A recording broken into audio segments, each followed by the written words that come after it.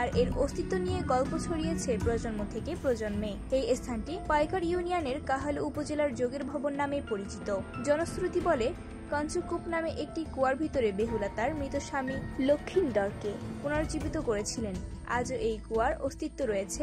আশেপাশে রয়েছে প্রাচীন শৈলীর মন্দির, সর্বমঙ্গলা, দুর্গা, কালভৈরবী ও গৌরনক্ষনাথের মন্দিরগুলোর গায়ে এখনো পোড়ামাটির অলঙ্করণ ও নির্মাণ শৈলীর নিদর্শন দেখা যায়। জানা যায় এই এলাকা ছিল হিন্দুনাথ সম্প্রদায়ের ধর্মীয় কেন্দ্র, যেখানে আশ্রম, কূপ, মন্দির সবই ছিল ধর্মচর্চার অংশ।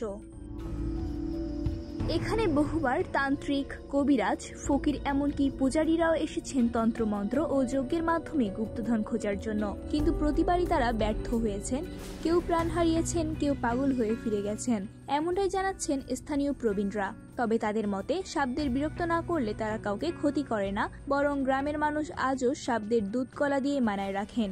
সবচেয়ে আশ্চর্যের বিষয় হলো 1884 খ্রিস্টাব্দে নির্মিত এই স্থানটি শুধু গল্প কাহিনীর কেন্দ্র নয়, এটি বাস্তব ইতিহাসের সাক্ষ্য বহন করে। একটা সময় স্থানটি ছিল আধ্যাত্মিক ও সাংস্কৃতিক কেন্দ্র, অথচ আজও তার নিচে লুকিয়ে রয়েছে এমন এক ধন যা ঘিরে রহস্যের শেষ নেই।